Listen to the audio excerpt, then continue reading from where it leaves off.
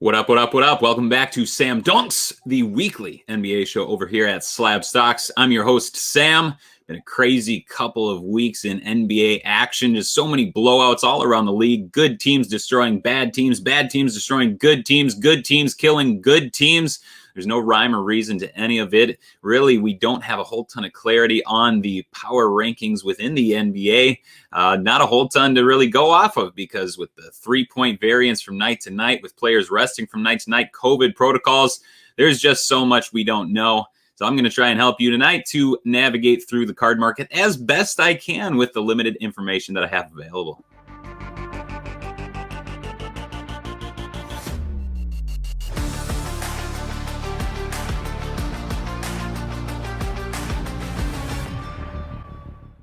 One player that has been consistently putting up the numbers this season, even on one of these big up and down teams, is the big fella, Nikola Jokic of the Denver Nuggets. Through 6 games, he's averaging 22.3 points, 11.2 rebounds, 12.8 assists. He's shooting 43.8% from 3, which will likely come back down to earth a little bit. And that also goes along with an astronomical 70% true shooting and just an absolutely illogical 55.3% assist rate, which means that while Jokic is on the floor, over half of every teammate-made field goal comes off of his assists. Just breathtaking stuff out of Denver so far.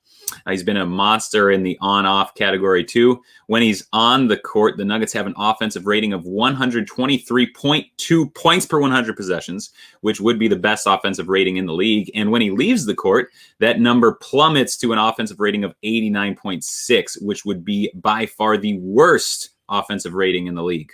All of that means that the Nuggets are 33.6 points better on offense when Jokic plays than when he sits. Defensively, the Nuggets are a bit better with him on the bench. Defensive rating of 115.8 when he plays versus 110.5 when he sits. Although, in reality, teams tend to not bear down on defense too much when they're winning games by a large margin, and the Nuggets tend to be building leads when Jokic is on the court. All told, offensively and defensively put together, the Nuggets are 28.4 points per 100 possessions better when Jokic plays than when he sits. Really, really good stuff. His overall net rating is just good, but not great, 7.5 points. But the difference between when he plays and when he sits just paints a wild picture of how valuable he is. Just looking at some of the catch-all metrics, by player efficiency rating, he's the second best player in the league. By offensive win shares, again, second best in the league. He's number 1 overall in the entire league in overall win shares, and he's first in player impact estimate. Now, granted, it's very early in the season. A super small sample size so far. So small, in fact, that some of the catch-all metrics just aren't even available yet, like box plus minus, real plus minus, value over replacement player. We just don't have those things available yet. But the last several years, Nikola Jokic has been in the top 5 in literally all of these conversations. So none of this is anything new. He's just doing everything that he's done well, even a little bit better this year. He's still only 25 years old. He looks great physically out there. Usually early in the season, he comes in a little bit pudgy and then kind of plays himself into shape. Not so this year. Seems like he's in great shape. I know that's cliche, but he's in the best shape of his life. It sure looks like. He's directing the entire offense. He's dialed in on defense. And I reckon you should be expecting Nikola Jokic for MVP talk to ramp up as we progress through this season. Not an overwhelming amount of sales recently, but I'm looking at his Prism Base PSA 10 rookie card. I chose to look at this one because it did present enough sales over the past 2 weeks that I could have a legitimate chart to show you on my YouTube video. In that 2-week time frame, we're looking at a 22% price increase overall, with a pretty sizable hike on December 30th on the back of 2 higher priced sales, and then only 1 card sold over the past 4 days, which came in at $840. So we see a little bit of a downturn over the last 4 days. I'm not advocating that you buy this card in particular, but if you're looking for a high-end player with a bit more stability that you can still invest in, I think Nikola Jokic is a pretty good option. Perhaps you could be looking into something like his light blue Prism rookie card, which is numbered out of 199. I think that's a really nice option, just assuming that you can make that expensive splash. Certainly not going to be for everyone. But I think about a guy like Jokic, who right now and for the past few seasons has been playing like one of the top 5 players in the league and really has as good of a shot of anyone to be an MVP this year. And then you think about some of the other players that the market is willing to pay a much more premium price for because they have a chance to become the type of player that Jokic is right now. That's who he is. I think he's a little bit undervalued at the moment. Of course, I know that the argument is that he's a center and that the market just doesn't like centers. There's general validity to that notion, but I also think it's a bit overblown. For instance, you can probably see them on the screen. I want to compare Jokic to 2 other bigs from his rookie class, those fellas being Karl Anthony Towns and Kristaps Porzingis. I should mention Nikola Jokic was drafted the year before, but he did spend that season in the Adriatic League and then joined the Nuggets the next year. So all 3 players had their Prism rookie cards in 2015. If you're looking at the chart, you can see Porzingis and Towns essentially hugging the same area of the chart over the past 2 weeks, hovering in the $300 to $400 range. And Jokic is lapping both of them while sitting around the $700 to $800 range, even reaching close to $1,000 on those couple December 30th sales. All big men, all well regarded around the league. No one would have ever thought back in 2015 that this chart would look like this, with Jokic lapping the other 2. A few differences, of course. Certainly, Porzingis has had injury issues. He was traded once clearly from New York to Dallas. Karl Anthony Towns, he's been on a losing team for most of his years in the league. And Jokic, meanwhile, has been on a very good Western Conference team, and he's generally been healthy all along the way. The main difference between these 3 players, though, I believe, is just the way the offenses flow through them. Of course, in Dallas, everything revolves around Luka Doncic. In Minnesota, Karl Anthony Towns does absorb a lot of the possessions, sitting at a 29% usage over the last 3 seasons. But outside of being the go-to scoring option, it's not as if the offense really flows through him, not in the sense that it flows through Jokic anyways. In Denver, everything goes through Jokic, both as a scorer and more especially as a distributor. He sets up at the top of the key, and then he just directs the offense from there. In that way, he's a lot more similar to other non-point guards around the league through whom their offenses generally flow, thinking guys like Luka Doncic, LeBron James, Giannis Antetokounmpo. In fact, I have no idea how to find it anymore, since I don't believe there's really any public information on this. But I saw a Nylon Calculus article from about a year ago that had Jokic together with Giannis and LeBron as the clear runaways in total time of possession by that point in the season. Wouldn't surprise me at all if Jokic topped that list this year. If we are to just lump Jokic in with every other center and say that the market just doesn't care, I don't think that's a fair representation at all of reality. The market clearly already cares much more about Jokic than really any other center around the league. And I reckon that if he keeps up what he's currently doing, he's going to be seen in a category all on his own eventually. By the way, I should mention, from an ability standpoint, Karl Anthony Towns has no business selling at the same prices as Porzingis. And no offense to Timberwolves fans, you're my brethren, just across the Mississippi over there. So I love you. But this all has absolutely to do with which team he's playing on. Not that I'm hoping for this, but I wouldn't be surprised at all to see Karl Anthony Towns request a trade in the next year or so, which, well, I guess that's just going to be a long time off. So maybe just something for you to monitor. But it's a very similar situation to the Anthony Davis type of situation. And I could see Karl Towns blossoming into a card market darling in the next year or so because of it. But big picture, Nikola Jokic, love him. I think everyone else should love him a bit more than they do. Sticking out west, wanted to take another peek at a player who's been struggling at the start of the new season. That's Rudy Gobert's lesser paid teammate, Donovan Mitchell. After an otherworldly bubble performance, which saw him trading 50-point games together with Jamal Murray, Mitchell's had a rough time trying to recreate those performances through the 6 games of the 2020-2021 season. So far, in a small sample, he's sitting at 20.2 points, 3.5 rebounds, 5.3 assists, while shooting just 33.9% from downtown with a rough 48.3% true shooting, all while sporting a usage rate at just over 30%. I wanted to take a look at his 2017 Optic Holo PSA 10 rookie card sales chart. to see what's been going on in the market. The last sale took place on December 22nd, so that was right before the season began, and that sold at $610. My chart that I have on the screen here takes us all the way back to August 17th, which was his career high point, which was the day when he scored his first 50-point playoff game when he scored 57 against the Nuggets. He followed that up 6 days later with a 51-point game against the Nuggets, and that's on all-time high in his card market. His PSA 10 Optic Holo rookie card at that moment was selling around $800. Then, like literally every single other NBA card available, he saw a huge downturn in his market, seeing a 52% drop over the next month. That's recovered really nicely, as the rest of the NBA card market has. He recovered with a 62% increase in the preceding months. By the way, remember this chart as you proceed into next offseason, which hopefully should lead you to not panic sell as you see the market cratering. Instead, wait till it craters, buy, and then even before you even see a game, you're going to see some good profit coming back to you.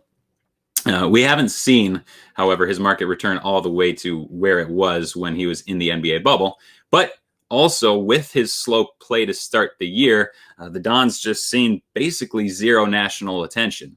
That will change soon enough, I imagine.